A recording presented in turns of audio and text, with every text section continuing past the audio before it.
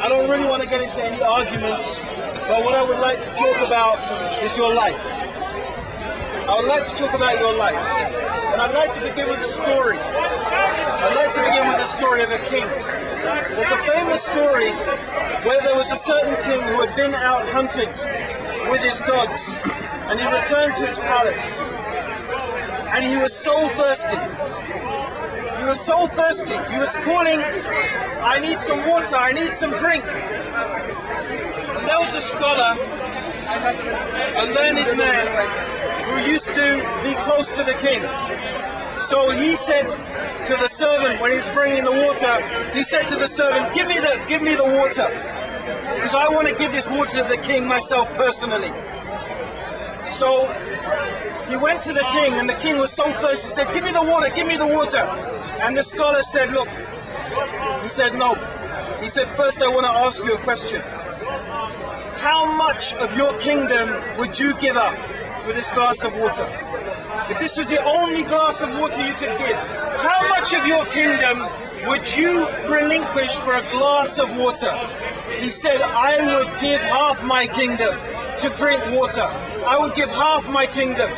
So the scholar, he gave him the water. So the king drank the water. He said, "Thank God." He said, "I needed that drink of water." Then after a while, the scholar waited, and he could see this king felt the need to relieve himself.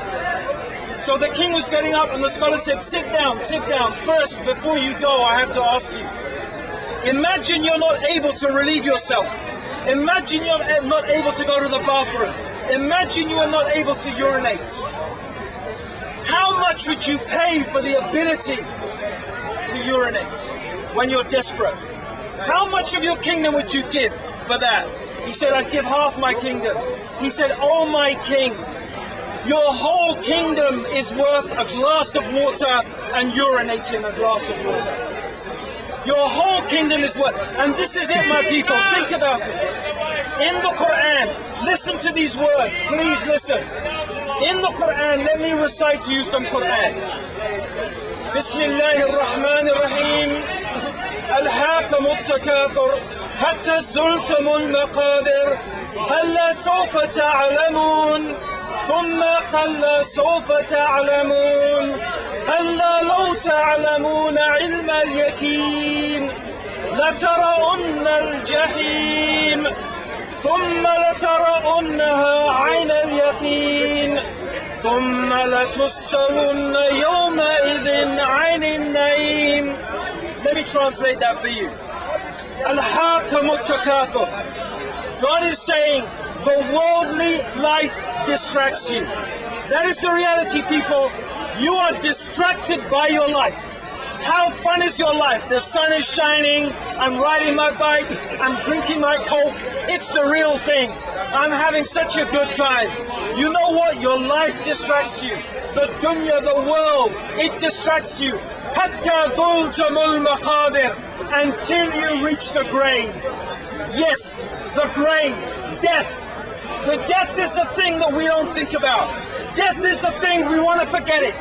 Death is the thing, we don't want to hear about death. Don't talk to me. We don't even call it death.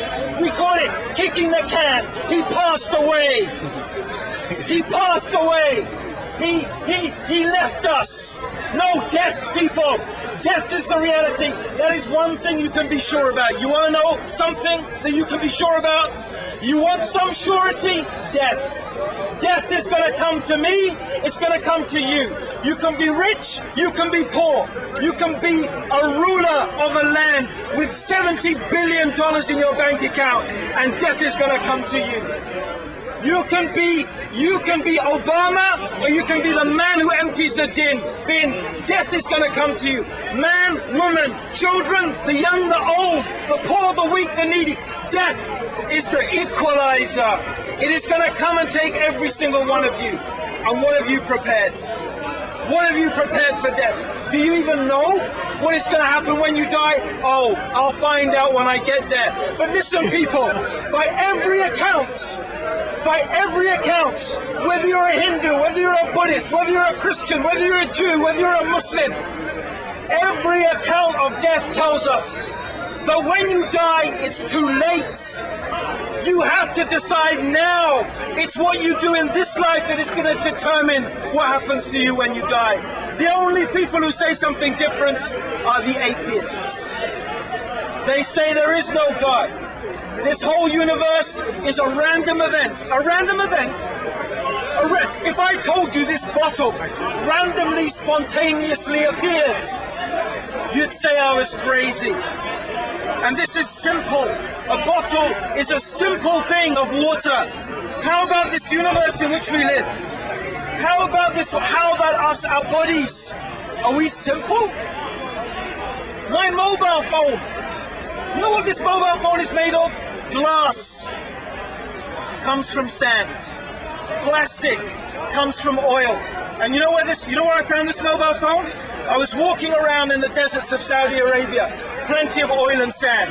And I picked it up, a product of billions of years of random events. The oil bubbled, the wind blew, the sun shone, the lightning struck, and after billions of years of random events, this mobile phone formed itself by random processes, and I picked up, hi!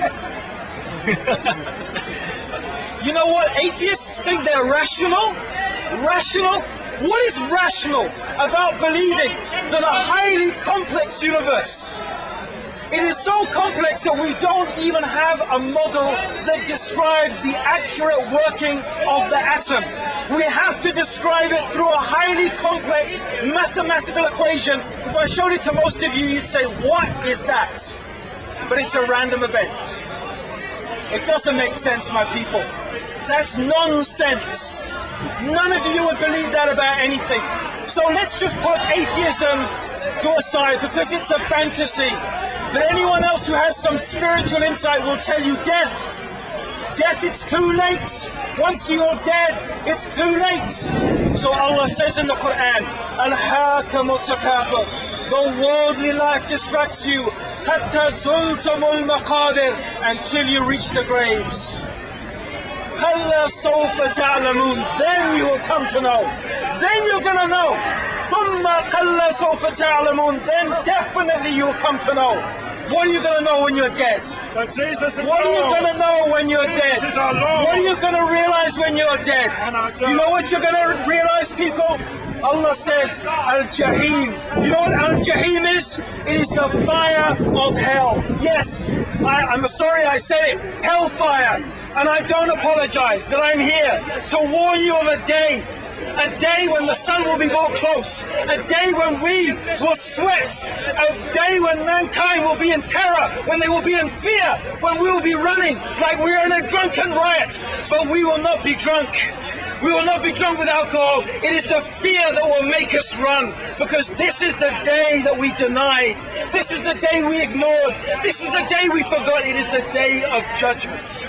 The day when our Lord, our Creator, your Lord and my Lord will ask us about every single thing that we have done. Every atom's weight of good and every atom's weight of evil. We'll be asked about it. And Jesus Christ is our Lord and Judge. Allah will ask us on that day, what did you do? What did you believe? Why did you believe it? What did you do with this gift? I told you, and I began, my people, I began by telling you a story. A story of a king who was ready to give his kingdom for a glass of water. In order to drink water, he said, I'd give half my kingdom. In order to urinate it, he would give the other half of the kingdom. And what have we done with our lives, people? What have we done with our lives? What have we achieved? What significance have we achieved? What have we done? There's this singer. What was her name? This singer that died. Amy Winehouse. Amy Winehouse. Amy Winehouse. What name is that? Winehouse. But you know what? I'm sorry. I feel saddened by the death of anybody. But what a name. Winehouse. You know what? I'm listening about the death of this girl who killed herself. Really, she killed herself through her drug addiction. But at the same time, I'm listening on the news and I'm hearing stories of a woman in Somalia who walked 30 days. 30 days she walked with her family to live. To live. And we, in this society, we have everything and we throw it away to take drugs and kill ourselves. What is that? We are insane. Who are we to tell the world how we should live? It's ridiculous. It's ridiculous. What do we have to offer? Coca-Cola, cars, pollution, depression, drugs. What have we got really in this Western society? Consumerism. The consumer society that is killing our planet. We really want the world to live the American dream? There isn't enough of the world for everyone to live the American dream. Don't you know that? They calculated that every human being on this planet lived how the average American lived. We would need the resources of 3 planets to sustain human life. If every human being, that is because 17% of the world's population consumes 70% of its resources. 40% of the world's wealth is in the hands of about 450 human beings. Think about that. Think about that. Think about who controls the information that comes to your head. Think about who controls the information that you receive on the TV. Who controls it? Who feeds your mind? Really? Are you thinking, people? Do you sit and think about your life? Do you think where you came from and where you're going to? Do you think about death? Have you prepared for that journey? You know, my people, any one of you will go on a holiday. You know what you'd do if you went to a strange land? You'd prepare. You'd get a visa. You'd get the currency. You'd learn about the diseases in that land. You'd prepare yourself. What have you prepared for death? What have you prepared for the day when you will meet your Lord and your Creator and you will stand in front of Him naked, no clothes? You know, you can't take it with you when you go, people.